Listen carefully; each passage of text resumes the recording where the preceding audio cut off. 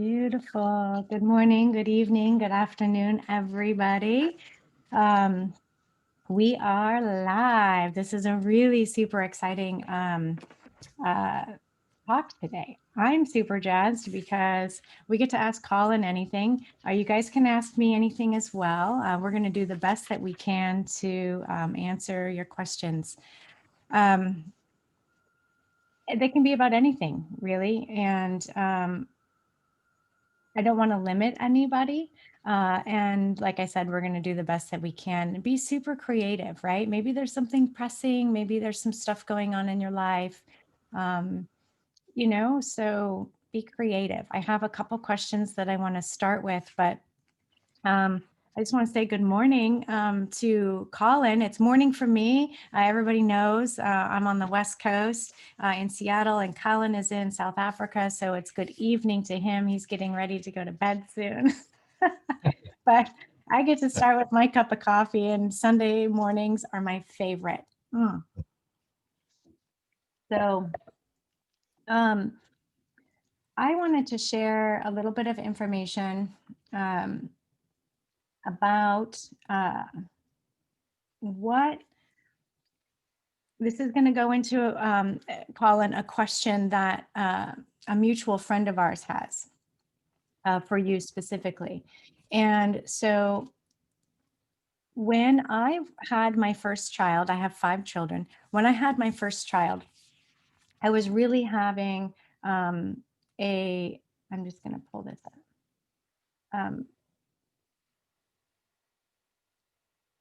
One second. I couldn't find the question. I might have him repost it.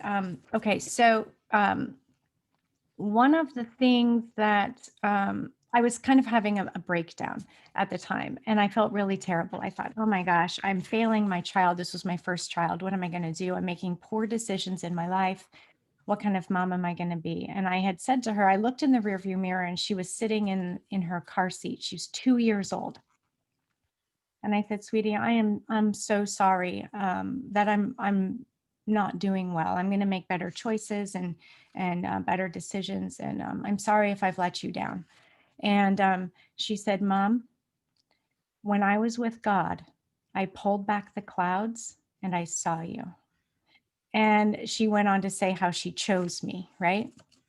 And I get really emotional thinking about that because it's crazy to think about where our souls reside. How do they come into being, into incarnation? And there's so much to think about. But it made me think, and a mutual friend of ours, Ian, as a matter of fact, sent me an amazing question, and I think it has something to do with this. And I wanted to read it just so, and I can't find the exact way he asked it. I think it's up higher. We chat a lot, so our chats are like super long. Um, okay, where is it? Okay, so I'm just going to ask if I get it wrong, Ian, then please holler at me. But the question is, when we die, Colin, how do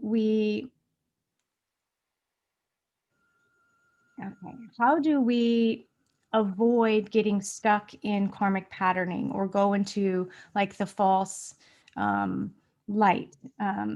Where do we go and what do we do? How do we avoid getting stuck in this trap and coming back? Does that make sense? Yeah, it makes sense. I think in the past that was a problem because that was part of what is called the fallen angelic blank slate technology system. But that system is now under the control of our soul families, so who are here intervening to assist mankind to ascend.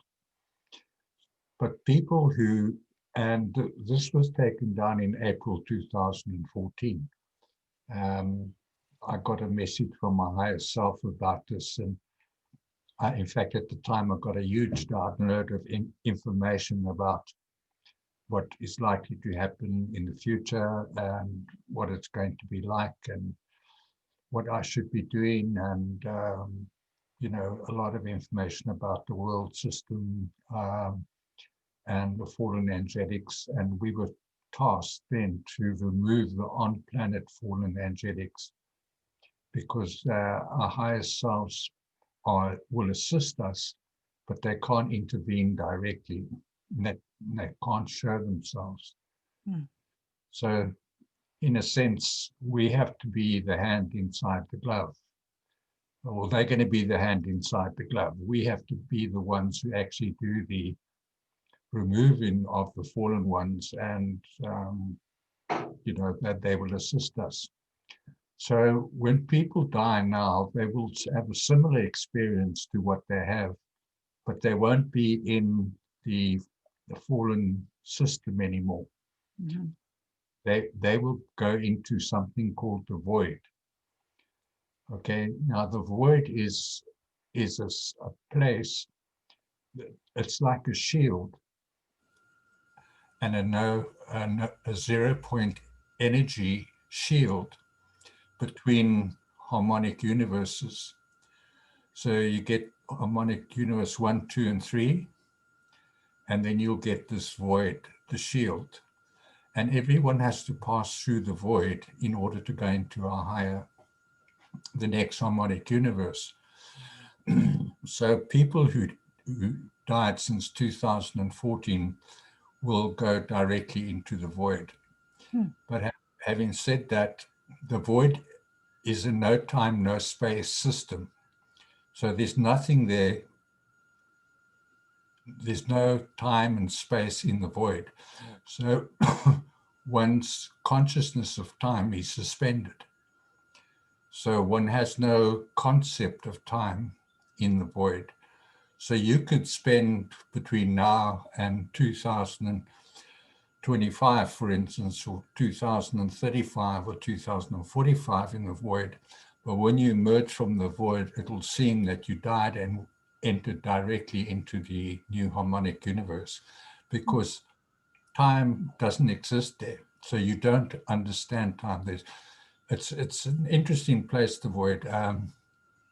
Has many properties and so on, but people who die now, between now and the day the date of ascension, will go into the void and wait there. In the void, we actually have, it's like, I joke to my higher self once. I said, the void sounds like God's repair shop. It does. It does. Because that's what happens to us in the void. All the traumas and all the negative energies that we've accumulated in our soul bodies will, as we pass through the void, they're dealt with and they're repaired and transformed and transmuted and replenished. So, because if we entered the fourth, fifth, sixth dimension with this consciousness and these bodies, we would fry, because the frequencies there are very much higher than they are here. So when we go to the void, our soul bodies are repaired. That's our conscious observer. They go through a process of having their soul codes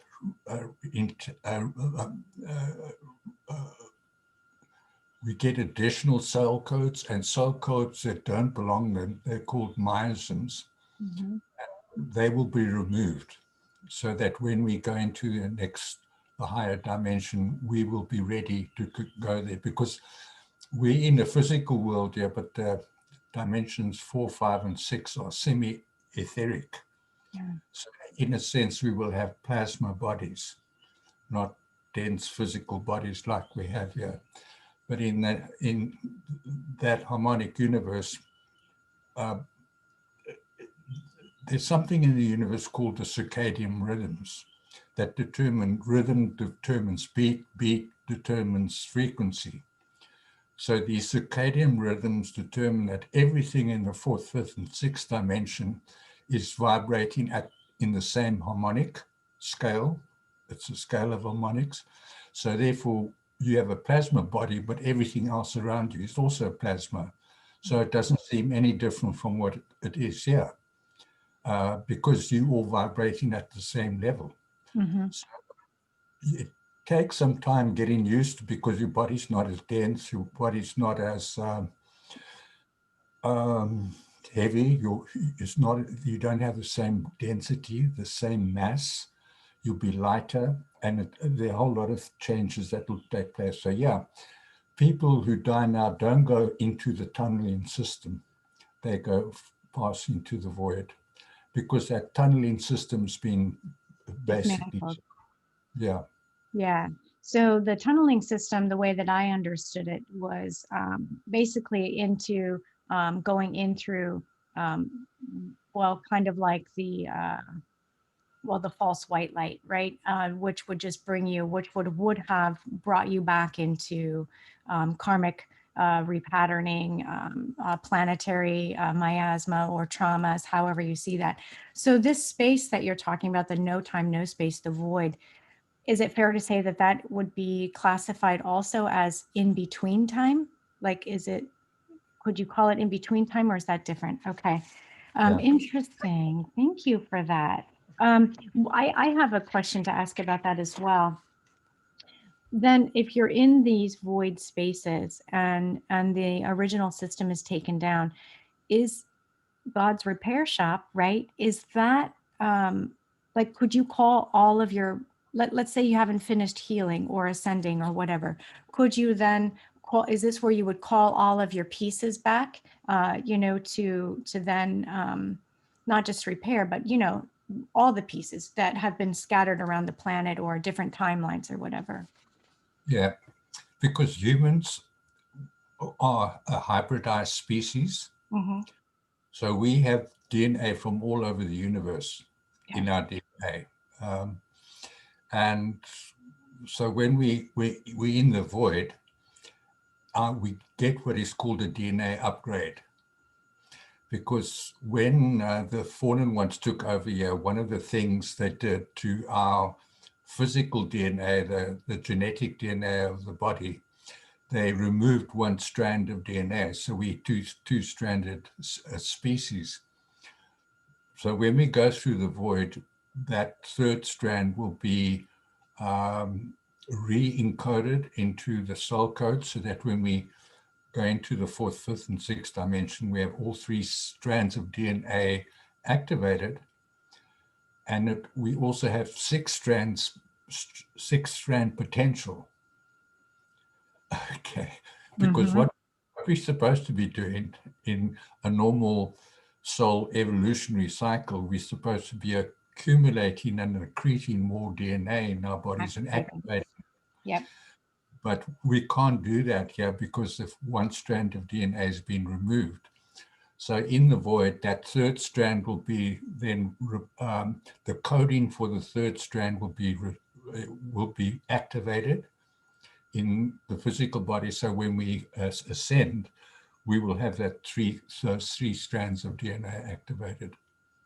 Is it fair to say that there are maybe some people that are functioning off of more strands of DNA on the planet, or is it okay? Yeah, they're different.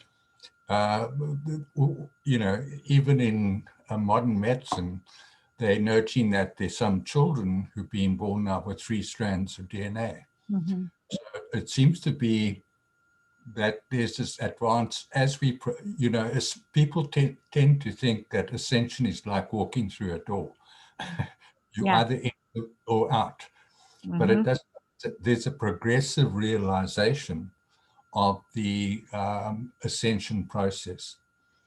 And so the three strands of DNA that some children are being born with is a manifestation of the increase in the vibration of the planet.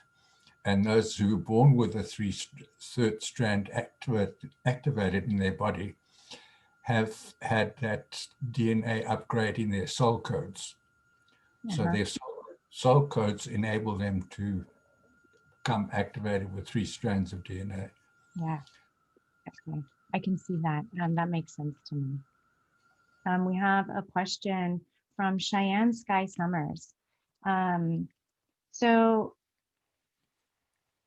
it says here, we're looking for some advice. So current times with COVID and mandated mask wearing, I found myself complacent at work, conforming to a timeline.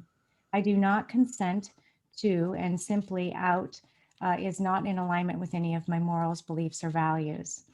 So all of this is out of alignment with the belief systems, morals, and values. Do you have any advice as it pertains to claiming and practicing personal sovereignty and integrity in times where all of such is being challenged in very practical ways? For instance, having to go to work, shopping, purchasing groceries, etc. So are you gathering the question there? How do you keep your sovereignty? Choose a timeline when you're not consenting to these mandates. Thank you, I, Jan. I think it's perfectly okay to wear a mask if society demands it, but it's not healthy and it's not a fulfilling way to be. So because we can't see each other's faces, we can't recognize each other, we can't see when a person's smiling or they're frowning, we can't see the expressions on their face.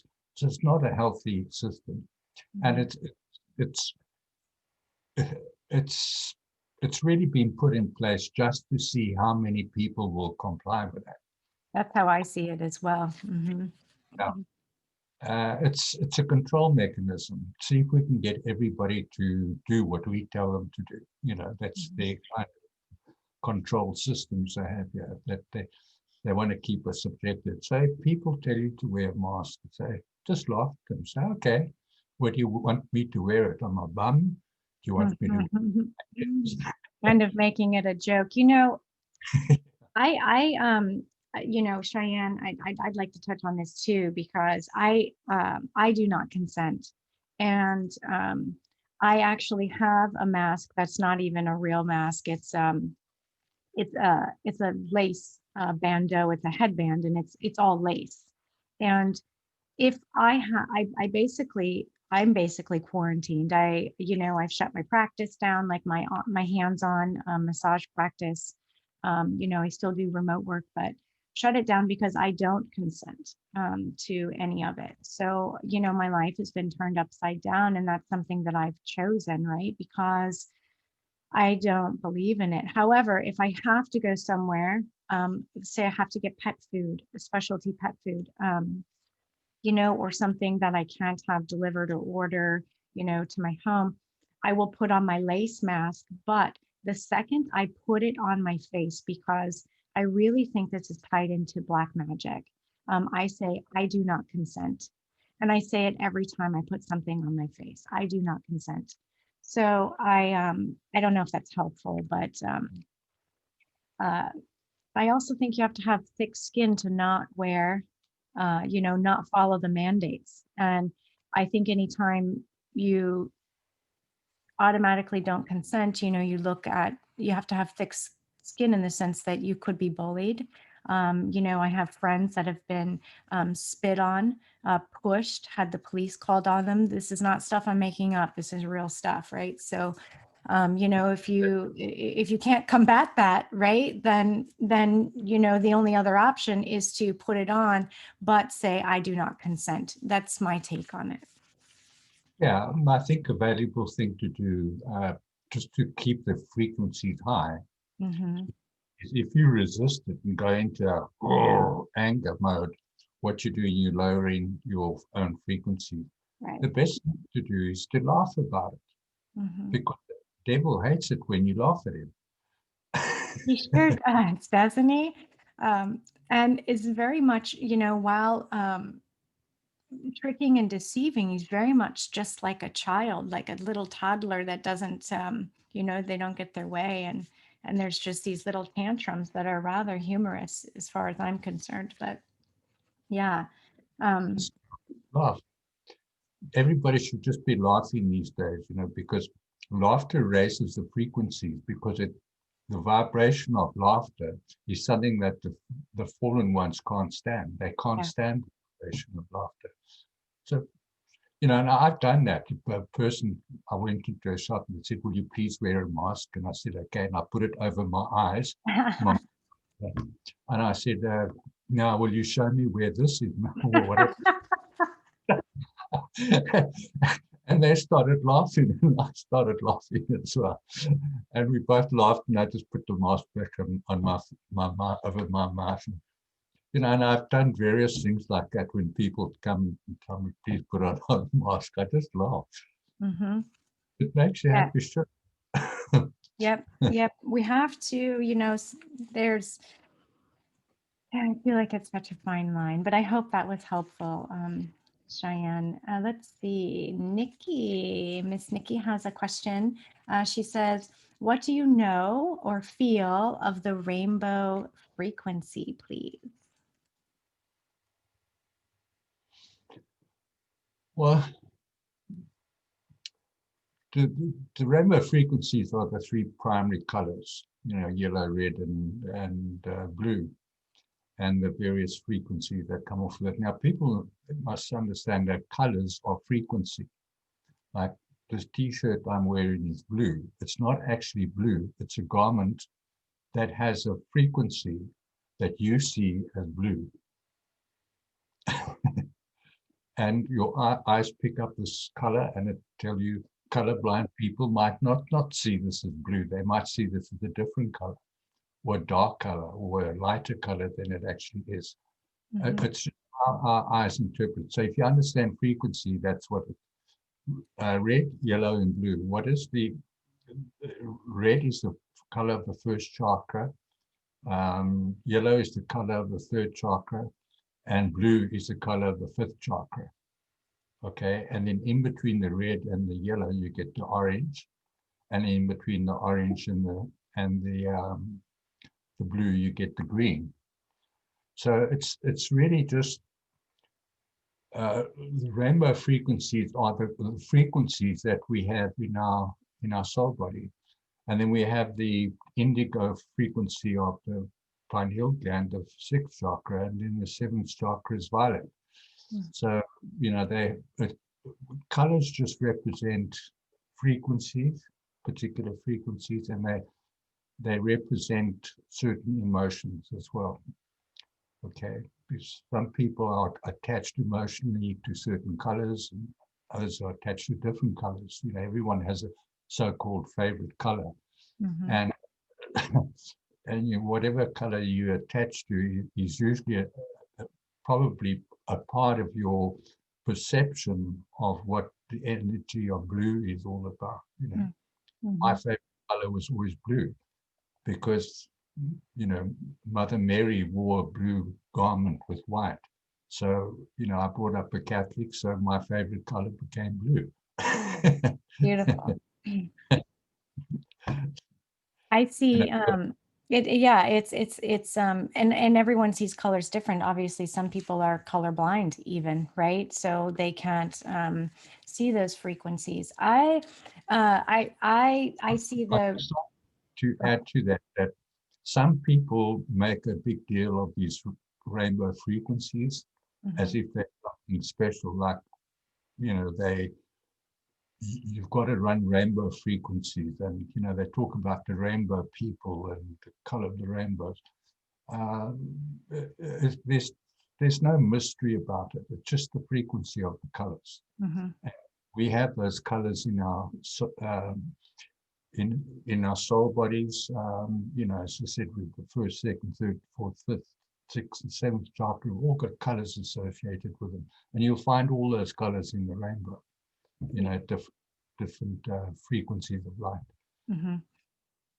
I will add to that as that we are, well, I mean, essentially, that's what we are. We are frequencies of light manifesting as solid, mass.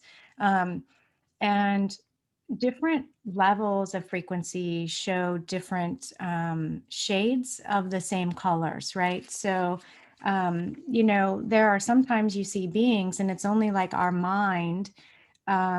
has to create that being into bipedal, or looking a certain way, when in actuality consciousness is color, is frequency, right? And so um, you know, uh, in like session work, for instance, uh, I mean, I work with frequency. You work with frequency, right? That's, it's what we are. It's what we do.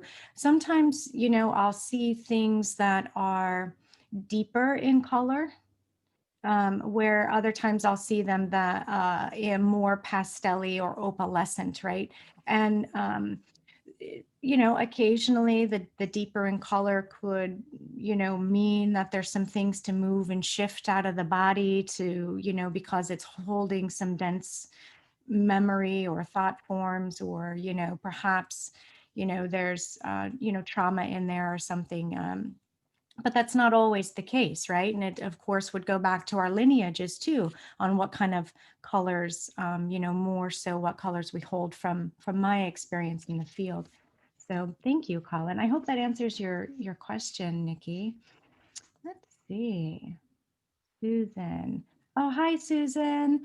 Oh my goodness. I see here in the waiting room, and I don't normally let people come into to the Zoom, and maybe we'll do that in the future. That's something Colin and I were talking about. What if we get kicked off the FB? Where are we going to go, right? So we're we're looking at options. Maybe we'll all have to do a big Zoom call, or maybe we'll be on Telegram or MeWe or something.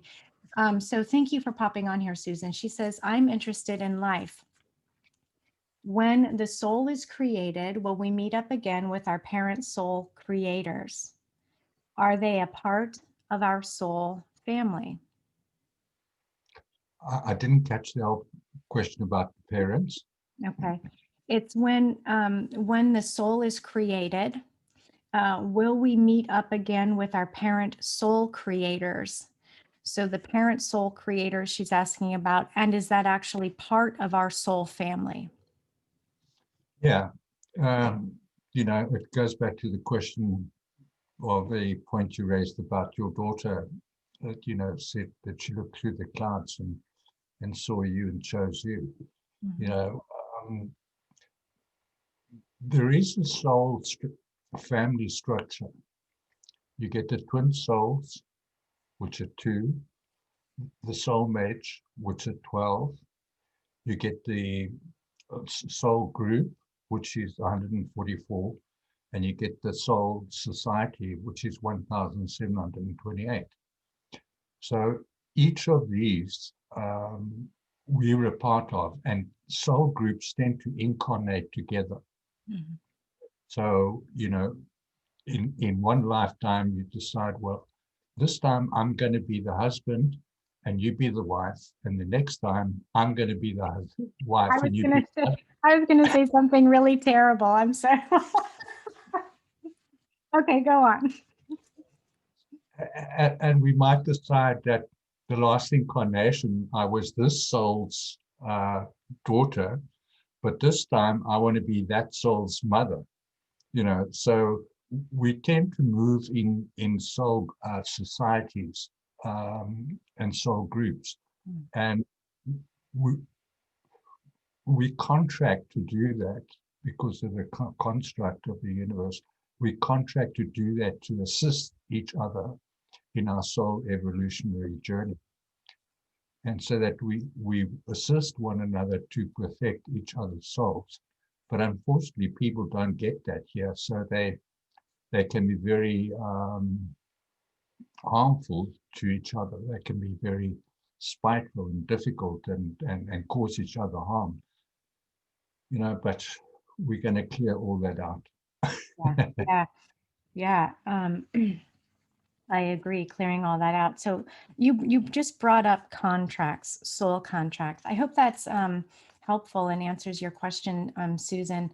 I think that, meeting up with, yes, that's part, where we're created from, where we incarnated from, is the soul family, right? So, and that brings up, we come from different planets, right? And I mean, not all people, but essentially, we start overuse the word star seed or indigo or whatever, but essentially, someone could be from galactic center, then somebody could actually be from the Pleiades, or from another star, or even other galaxies outside of our own. And so, but when you bring up contracts, that makes me curious. What happens, Colin? What if we go in and we break a contract? We say, this is null and void. This is done. No more contract here. I'm not doing that. Does that break you away from your soul family? It depends what contract it is, Okay. the different kinds of contracts. If you break your soul contract, it means you have decided you don't want to be part of the universal energetic exchange system. That's what the fallen ones did. Mm. They broke their soul contracts and they decided to go it on their own and to create the astral worlds, which are a semitone of frequency below the universal frequencies.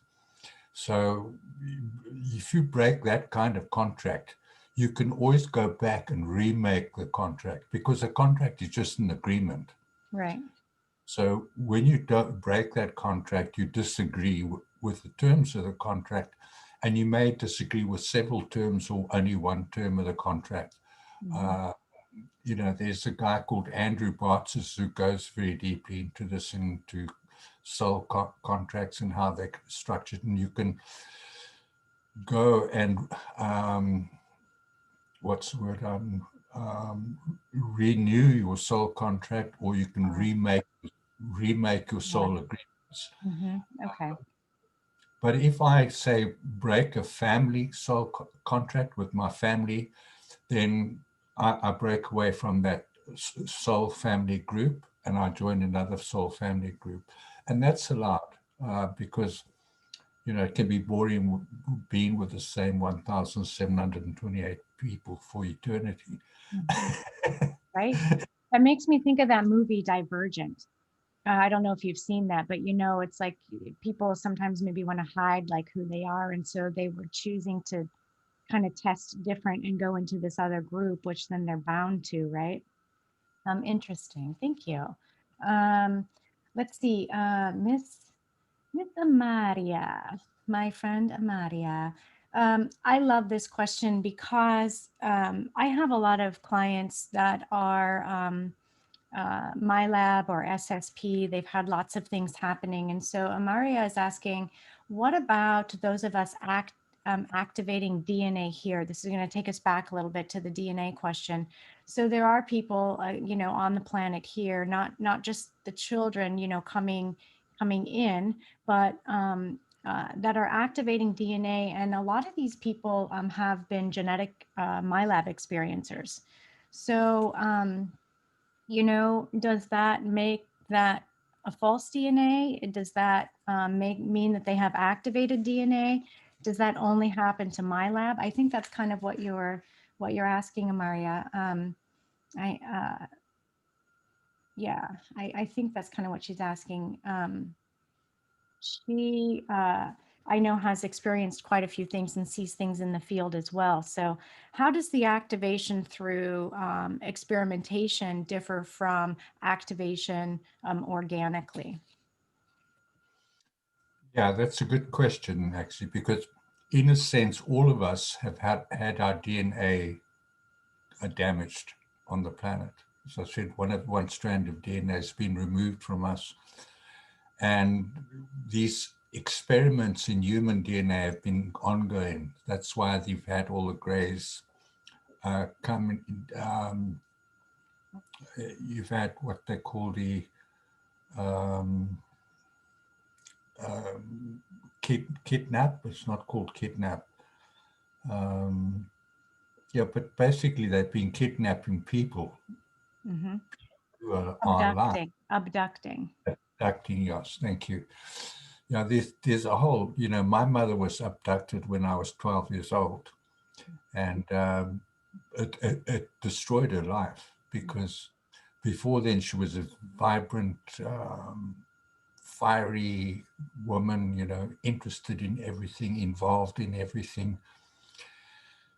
And then one Sunday we got home from church and the priest arrived, and my dad wasn't there because he was a traveling salesman. And my mother asked the priest to get into the roof. So he opened up the ceiling trapdoor, went into the roof, and shone a torch around. And we were all, why would my mom do that? And then he got down, and then they spoke for a while away from the children. He came out, and we said, what were you doing in the roof? And he said to us, well, don't be alarmed, children, but your mother says she's seen people come through the roof and they're taking away in a spaceship. Oh my gosh. So, of course, everybody just assumed my mother had got lost her mind, Mm-hmm. because she did have a stepbrother who was in an asylum, who came back from the war, and he had, he was traumatized in the war, and then he couldn't adapt to society. So everyone thought my mother had a kind of, oh, you got this family gene that makes you crazy. That's and so everybody and doctors didn't know how to treat her. They didn't listen to her.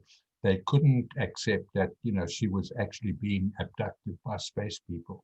So yeah, it can be very traumatic. And many years she never ever spoke to me about it. But one day I did ask her about it, and I said, "What happened to you in that?" And she said, "You will never want to go there. Hmm. You'll never want to go there." Yeah. And, and I didn't press it because it was always a traumatic thing for her to actually relive that experience. Yeah.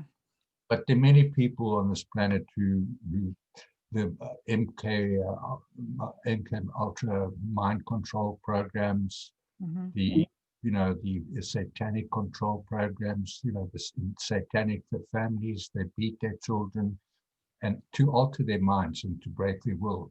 Right. Uh, and but those are things that are done to the body. We can still change that within our souls, Yeah. because we are told we're bodies and we have a soul, but in truth, we are a soul that has a body, Yep. and the body is fashioned after the soul. So if we begin to accumulate the soul codes in our soul bodies that can repair the damage in our physical bodies, we can repair our physical bodies. Yeah.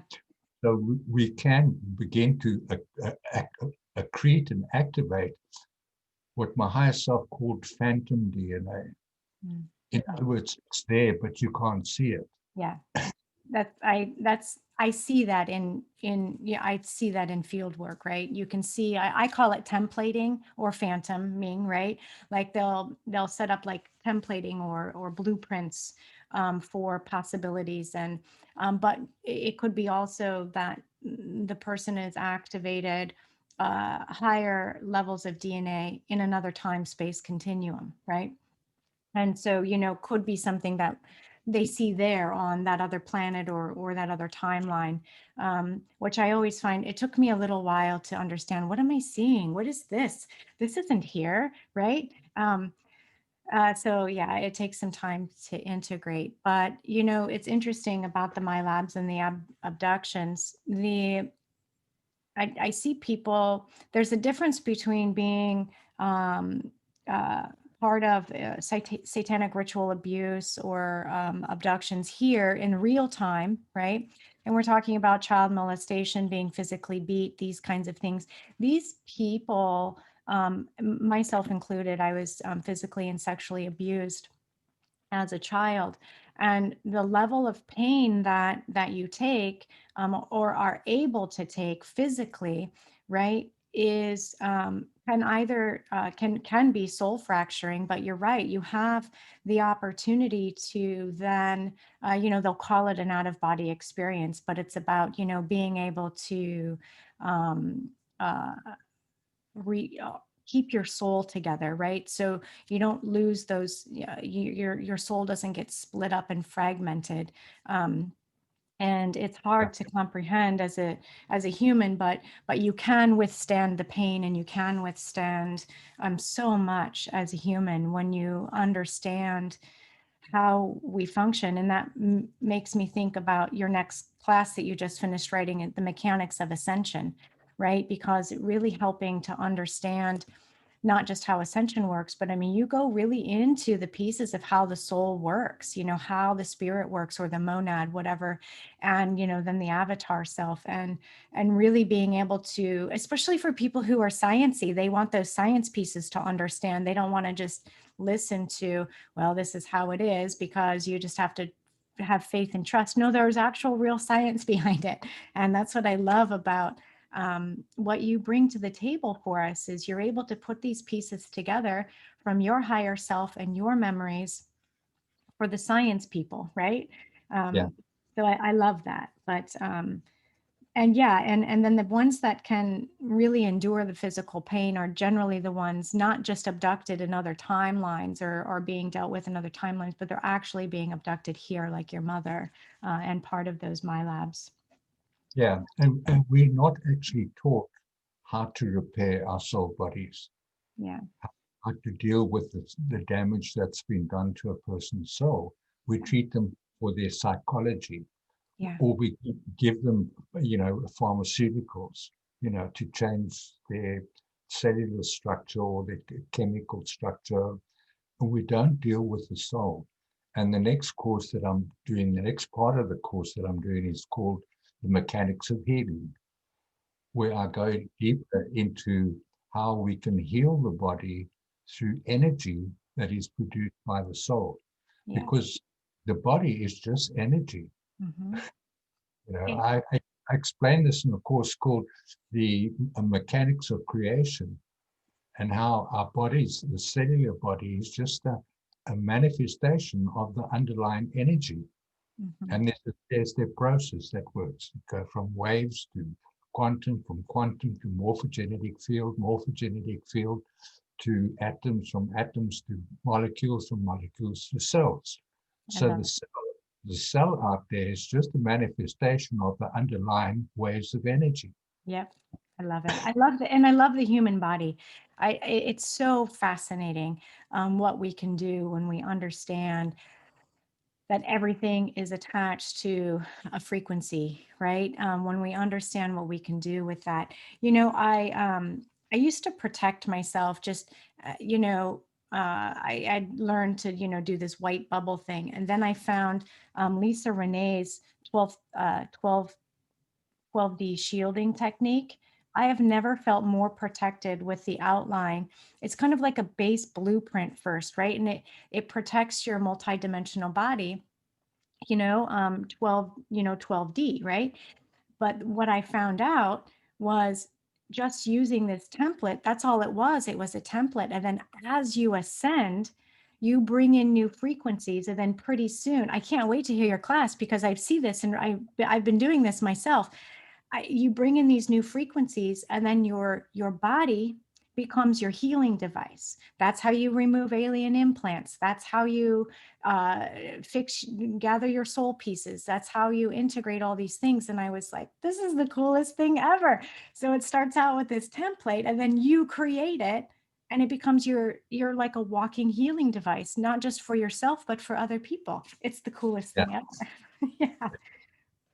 Yeah. We're amazing healers, actually, all of us. People Mhm. say, "Oh, go to a healer." You can heal yourself. We Yeah. are healers. We Yes. just learned how to do it. Yep. I agree with you. And then I'll go to people if I get stuck. Where do healers go when they get stuck? You got to find a healer's healer, right? And then you go, hey, I'm really stuck. I can't see this piece, help me. And, that's when I suggest going to a healer, or when you're first starting to learn about your body, your multidimensional um, beingness, right? When you're just learning about stuff, you got to learn somewhere, right? Yeah. So, Yeah. When one is ill in your body, it can be very discomforting. At mhm, the truth, that discomfort then leads to discomfort in the mind, yeah, and the mind then begins to keep you in a cycle of discomfort. mhm, Whereas if you reverse that cycle of, yes, my body's in pain, but my soul's doing wonderfully. yeah. You know, Yeah. So when you associate your soul as the higher force in your experience, because you are the soul having experiences with your body, and if you can keep your consciousness up in the higher soul level rather than being crushed by the body, you know. So that's when one has to be able to smile and laugh and rejoice and have a heart that's full of love and kindness and compassion for people, because that is energy, and that energy filters through into the body. So we can do a lot of ourselves to heal ourselves. I agree. I'm double checking to see if anyone has any more questions, if anyone wants to pop in. Oh my gosh, people are just saying, yay, hello, everybody. Um, loving your work. Thank you, Chastity. Thank you, Colin. Yes, we can see the control devices. Geometry. Yeah, we're geometry. I feel like they kind of, that goes into the false mathematical system that they gifted us with, right? What a doozy that is. They're giving us the base 10 math, and we're supposed to, aren't we like base 12 or something, like how they give us the wrong math. Then we have no concept that that human beings are time travelers. That's what we do, right? And we can't travel on base 10 math. Yep. Yeah. Yeah. Geometry is a whole different subject, because geometry is just about numbers, angles, and shapes, you know. Mm-hmm. Mm-hmm. Interesting. Oh my goodness. Let's see. We are right at the end of time. I think that was really great questions. I actually, I just have one question, Colin, and I wasn't going to ask, and then I changed my mind and I'm going to ask, because we're going into uh, a full moon, lunar eclipse. We're in eclipse season, and I'm really curious, and a lot of people ask me these questions too, like how why does the moon control us? How does it control us if it's not part of our system? And should we be not praising the moon or worshiping the moon, but um, how do we manifest with the moon without pulling in those negative energies? Does that make sense? Yeah. Yeah. Well, the moon was part of the fallen angelics blank slate technology system. Their broadcast station was Saturn. Yep. That's where you'll find a lot of Saturn symbols around the planet, because they're satanic symbols. So, the symbol of Saturn. Saturn is Satan. Yeah. That's where Saturn comes from. So Saturn broadcasts these negative energies um, to Mercury. Mercury broadcasts them to Mars. Mars broadcasts those frequencies onto the moon, which is an inorganic broadcast station. Right. And then that was broadcast to the Earth. Now, that system has been not shut down, but it's now under the control of our soul families. So they're not broadcasting negative energies onto us, they're broadcasting positive energies onto us through the moon. So the moon is, it was part of the whole Saturn fallen angelic takeover of Earth. 26,000 years ago, what they did, they arrived. They were going to blow up the planet Malbec, so they sought refuge on Earth, and they our the human angelics accepted with them and allowed them into our societies, because the Earth was a very cosmopolitan place before 26,000 years ago. There were beings from all over the universe coming to visit here. We had the Universal Stargate at Giza, so people from all other parts of the universe could come and visit Earth. And they wanted to come here because Earth was considered to be the jewel of the universe, Mhm. the most beautiful planet in the universe, the most diverse, and it really is the most beautiful planet in the universe. So people, when they blew up Malbec, that was all part of their setting up this blank state technology system, because what Malbec did, it blew up into the asteroid belt, and it set a neighboring planet, Nibiru, off its orbital plane at Mhm. an angle of 23.6 degrees off out into space. So it doesn't orbit in the same plane as the other planets in our solar system. And that was done for a specific reason, because every 13,000 years or so, Nibiru comes back. And it's on its way back, isn't it? It's on its way back. And when it comes, all those asteroids that blew up, some of them went off into the asteroid belt, but a lot of them attached and are in orbit around Nibiru. Mhm. So when Nibiru comes back, it brings all those asteroids along with it. Mm. And those are a danger to Earth. Mm. Okay. So that's why we have to be Nibiru is due back within our orbital plane. We'll start feeding because Nibiru is 33 times bigger than Earth. It's a very big planet. Mhm. And it comes in on the other side of Mars. And when it comes through that, it'll be big enough to have what they call a pulling effect, a magnetic That's what I was effect, going to ask. Yeah. yeah, Hmm. on the Earth, which could change the Earth's tectonic plates. It could have Right. an effect of that. It could also, when it brings back all these asteroids, they sometimes fly off into space, or asteroid might be attracted to Earth and come into Earth's orbit. There are all kinds of things that could happen. So the idea was in 2045 that they bring back Nibiru and create hell on Earth again. And get rid of the people here. So the idea is to create and then destroy them, create and destroy. They get a lot of fun out of doing that because that keeps them feeling like they're in control. They're the big guys.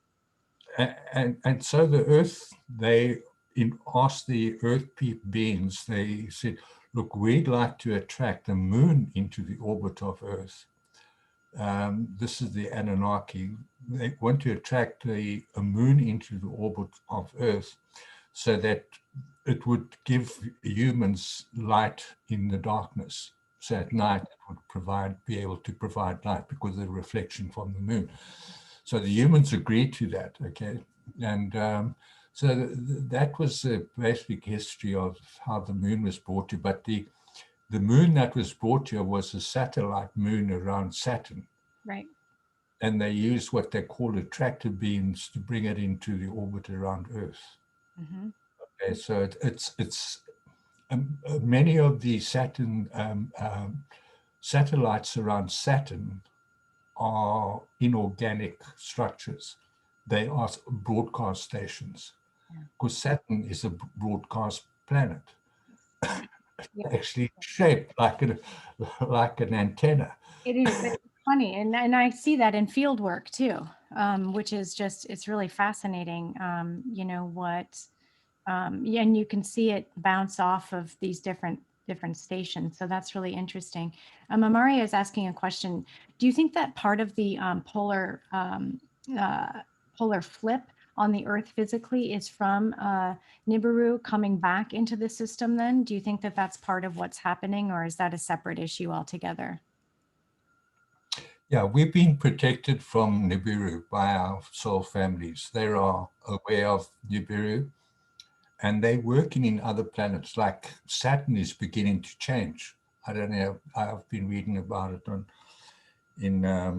on various sites. How Saturn is beginning to change. A lot of the satellites around Saturn are exploding, or they're just not there anymore, and so the ring around Saturn's becoming less dense. Mhm. So yeah, and there are various other things that have to be done to our entire solar system in order to restore the solar system. And they will be done during this period that we go through when, we have the galactic solar flare coming through. We get an energy upgrade where we we will have that period that we go through going into the void, where there'll be this period of darkness because there's no energy there.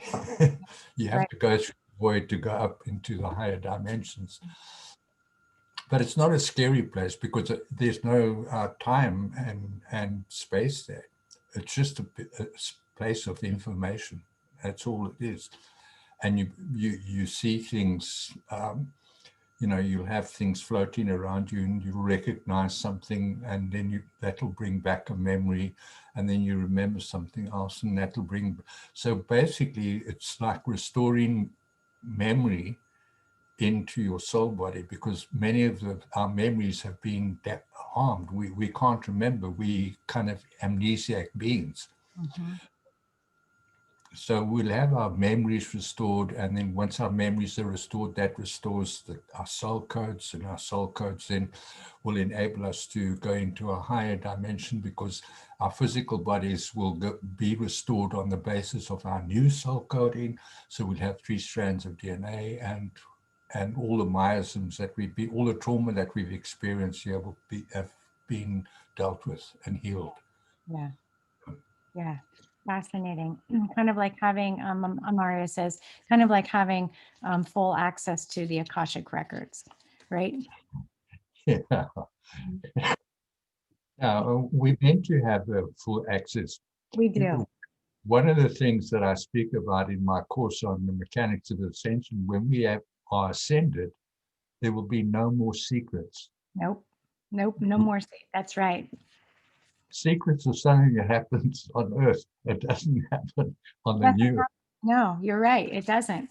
And that's part of that full disclosure we all push for, right? It's when you hear full disclosure, it's I don't want any more secrets. I want the truth to be out about what humanity is, what we are, what we stand for, who controls us. It's not just some political stunt. We're not talking full disclosure as a political stunt. We're talking full disclosure as what's truly happening, what has truly happened to humanity, who are we, what are we capable of, and how can we change the world for the better by embodying our soul, getting our soul codes back, our memories back, and plugging our DNA back in. And I think that essentially that's the goal, and that's what we're heading towards. So that's good.